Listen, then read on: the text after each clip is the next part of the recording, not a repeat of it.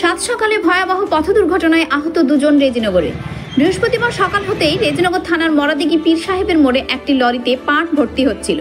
সেই সময় উল্টো দিক থেকে একটি স্করপিও দ্রুত গতিতে এসে দাঁড়িয়ে থাকা লরিকে ধাক্কা মারে এবং স্করপিওটিতে আগুন লেগে যায়।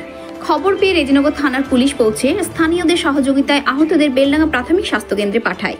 প্রশাসনের তৎপরতায় বড়সড় দুর্ঘটনার হাত থেকে রক্ষা পাওয়া যায় এবং ছোট গাড়িটিকে আটক করে থানায় নিয়ে যায়। রেজিনগর থেকে সোমনাথ হালদারের রিপোর্ট, এএসআর নিউজ।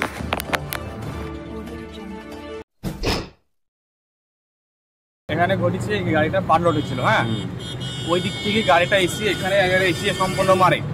এই মারাতে প্রচন্ড হারে দুই গাড়ির ক্ষতি হয়েছে, পাটেরও ক্ষয়ক্ষতি হয়েছে, আগুন লেগে গিয়েছিল।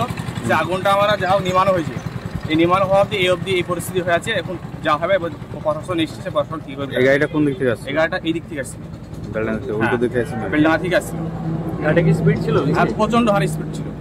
ক্ষয়ক্ষতি বলতে যে এই যে দুই গাড়ির ক্ষয়ক্ষতি হয়েছে, পাটের ক্ষয়ক্ষতি হয়েছে, আগুন লেগে গিয়েছিল, আগুনটা কিছু নিমানো হয়েছে। আর ড্রাইভার একটু খাওয়া হয়েছে, তাকে অন্য জায়গায় পাঠানো হয়েছে।